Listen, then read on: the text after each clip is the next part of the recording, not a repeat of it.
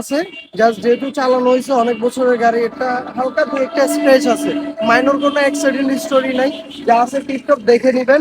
Engine কন্ডিশনও well, আর steering seat cover সবই নতুন। আর হচ্ছে এসে অবশ্যই টেস্ট ড্রাইভ দিয়ে দেখে নেবেন। এই বছরে 2024 সালে 10 মাস পর্যন্ত টেক্স টোকেন আছে, ফিটনেস আরো বেশি আছে, এসে সবকিছু দেখে নেবেন।